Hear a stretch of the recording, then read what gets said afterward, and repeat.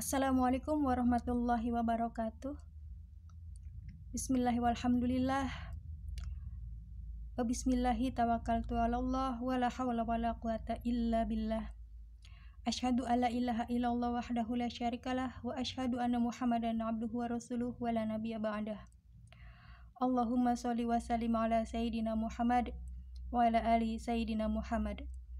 Amma ba'du.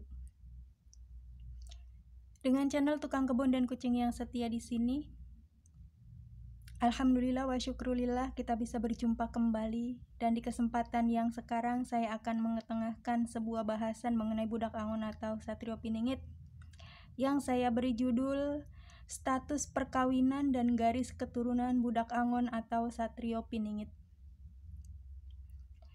Mengenai status perkawinan budak angon atau Satrio Piningit, sedikit pernah saya singgung di konten yang telah lalu.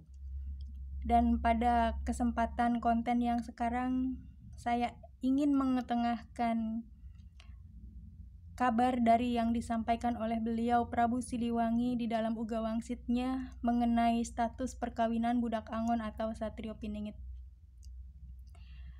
Beliau Prabu Siliwangi di dalam Uga Wangsitnya secara tidak langsung menyiratkan tentang status perkawinan budak angon atau Satrio Piningit, yang itu sekaligus juga memberi gambaran kepada kita tentang apakah beliau ini telah menjadi seorang duda atau janda, sudah menikah ataukah masih lajang.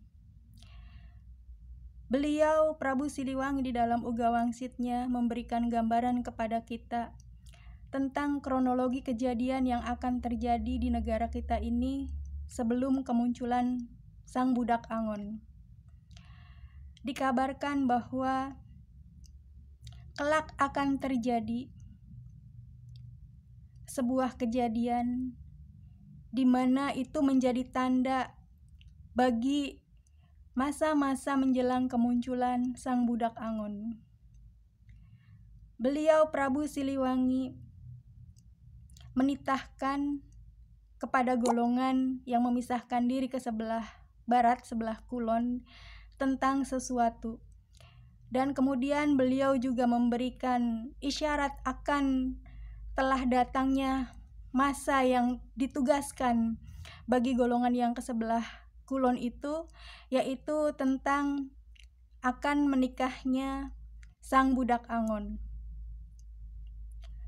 Beliau memberikan gambaran bahwa masa itu ditandai dengan suara tutunggulan, dan dikabarkan tentang akan bedahnya sebuah danau, sebuah situ yang kemudian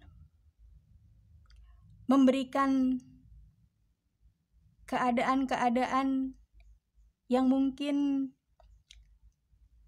menakutkan bagi masyarakat sekitar, akan tetapi sebenarnya itu menjadi sebuah tanda yang membahagiakan untuk semesta, dikarenakan masa munculnya budak angon atau Satrio Piningit sudah diambang pintunya. Gambaran tentang kejadian tadi itu menunjukkan bahwa pasukan yang ke sebelah kulon harus segera menjemput dan menemukan sang budak angon, dikarenakan sang budak angon atau Satrio Piningit ini akan melangsungkan sebuah perkawinan. Kabar mengenai perkawinan ini mengisyaratkan, memberitahukan kepada kita bahwa sosok budak angon atau Satrio Piningit ini sebelum kemunculannya beliau masih berstatus lajang atau masih sendiri, belum menikah. Dan sekaligus juga menunjukkan kepada kita bahwa beliau ini bukanlah janda ataupun duda, dikarenakan bagaimanapun beliau memiliki aturan-aturan, syarat-syarat yang mengikat tentang identitasnya dan tentang statusnya. Kawin menurut asal kata yang kita terjemahkan secara rasa yang beredar maknanya di antara lingkungan kita menunjukkan bahwa seseorang yang belum kawin artinya dia belum menikah dan sekaligus juga belum kawin. Kita ketahui bahwa sosok Budak Angon atau Satrio Piningit bukanlah seseorang yang ma'syum sebab beliau bukan nabi, akan tetapi beliau adalah seseorang yang mahfuz, seseorang yang terjaga, sangat-sangat terjaga. Insya Allah tentang keterjagaan ini, apabila Allah mengizinkan, kelak di suatu masa saya akan menceritakannya, akan mengupasnya sedikit demi sedikit, tapi wallahu alam, kita serahkan kepada Allah. Berikutnya tentang garis keturunan Budak Angon atau Satrio Piningit. Dikabarkan oleh beliau Prabu Jayabaya di dalam salah satu seratnya bahwa sosok Budak Angon atau Satrio Piningit adalah seseorang yang cucu Rasul Pansejatine.